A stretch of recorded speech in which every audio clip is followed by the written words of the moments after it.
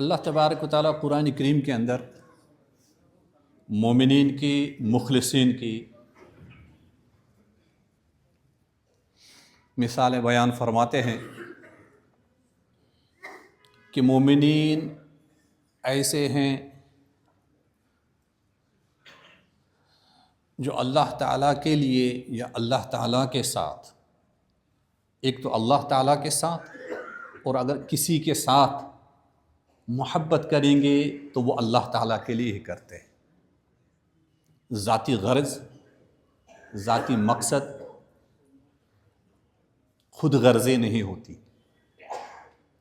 مطلب پرستی نہیں ہوتی۔ کسی کے ساتھ محبت کریں گے تو اللہ تعالیٰ کے لیے کریں گے۔ جب اللہ تعالیٰ کے لیے کریں گے اس کا مطلب ہے اللہ کے ساتھ ہی محبت کرتے ہیں، اور کسی کے ساتھ اگر دوریاں اختیار کرتے ہیں وہ بھی اللہ تعالیٰ کے لیے، خود غرضی نہیں ہوتی۔ اللہ تعالیٰ وہ ذات ہے،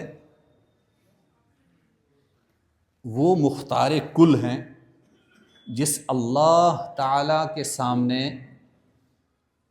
سید الانبیاء حضرت محمد رسول اللہ صلی اللہ علیہ وسلم راتوں کو اٹھ اٹھ کر سجدہ کیا کرتے تھے، اور سجدوں میں دعائیں مانگا کرتے تھے۔ اور جب ہم کسی شخص کے ساتھ اللہ تعالیٰ کے لیے محبت کریں گے تو اگر ہم اس کی دنیا میں بہتری بھی چاہیں گے، وہ بھی ہم اس اعتبار سے چاہیں گے کہ اس کی آخرت خراب نہ ہو۔ کہ اگر ہم دنیوی اعتبار سے کسی کو مشورہ دیں گے دنیا حاصل کرنے کے لیے، دنیا میں بہتری بنانے کے لیے، تو ہم اس کو وہ راستے یا اس طریقے کی رہبری، اس چیز کا مشورہ دیں گے جس طریقے کو اختیار کر کے اس کی دنیا تو بہتر بنے گی لیکن اس کی آخرت خراب نہیں ہوگی۔ دنیا میں بہت سارے لوگ ایسے بھی کرتے ہیں، بلکہ اب تو اکثریت ہو گئی ہے، زیادہ تر ہو گیا ہے کہ دنیا حاصل کر لیتے ہیں لیکن اپنی آخرت خراب کر لیتے ہیں۔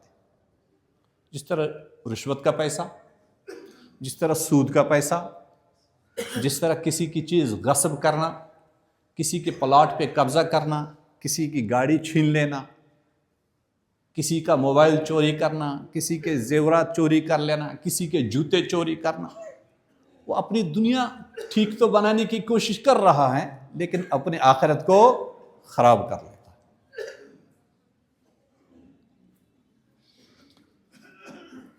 جب بندے کے اندر للہیت آ جاتی ہے، یعنی اگر وہ سجدہ کرے تو اللہ تعالیٰ کے لیے، مسجد میں آئے تو اللہ تعالیٰ کے لیے، ماں باپ کی خدمت کرے تو اللہ کے حکم کو جانتے اور مانتے ہوئے کرے، اللہ کے نبی صلی اللہ علیہ وسلم کے فرمان کو مد نظر رکھتے ہوئے کرے، کسی کی مدد کرے تو اللہ تعالیٰ کے لیے کرے، کسی سے دوری اختیار کرے تو اللہ تعالیٰ کے لیے کرے، کسی سے نزدیکیاں بڑھائے تو اللہ تعالیٰ کے لیے، تو اس کے ہر ایک کام میں لذت اس کو محسوس ہوتی ہے۔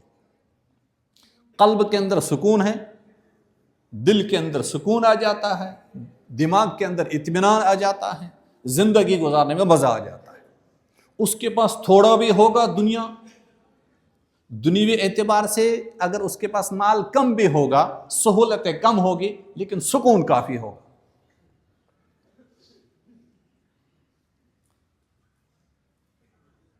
ابو داود شریف اور نسائی شریف، وہ صحاح ستہ کی روایت ہے، صحیح حدیث ہے، حضرت معاذ بن جبل رضی اللہ تعالیٰ عنہ روایت کرتے ہیں کہ ایک مرتبہ حضرت محمد رسول اللہ صلی اللہ علیہ وسلم نے میرا ہاتھ پکڑا، میرا ہاتھ اپنے دست مبارک میں لیا اور مجھے کہا، اے معاذ، مجھے تیرے ساتھ محبت ہے، اے معاذ، مجھے تیرے ساتھ محبت ہے۔ اب محبت کا تقاضا ہم کس طرح کرتے ہیں؟ ہم دنیوی اعتبار سے کسی اور چیز سے کرتے ہیں.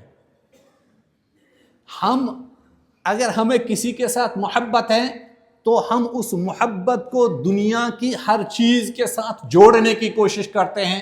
اس وقت آخرت کا ہمارے دل و دماغ میں خیال نہیں آتا. اللہ کے نبی صلی اللہ علیہ وسلم نے ان کا ہاتھ اپنے دست مبارک میں لیا اور فرمایا اے معاذ مجھے آپ کے ساتھ محبت ہے. اور محبت اس کے بعد یہ نہیں کہا کہ میں آپ کو گورنری دے دوں گا, میں آپ کو فلاں علاقے کا حاکم بناؤں گا, میں فلاں چیز پلاٹ دے دوں گا. پھر کیا فرمایا؟ پھر فرمایا میں تجھے ایک نصیحت کرتا ہوں. کیا نصیحت؟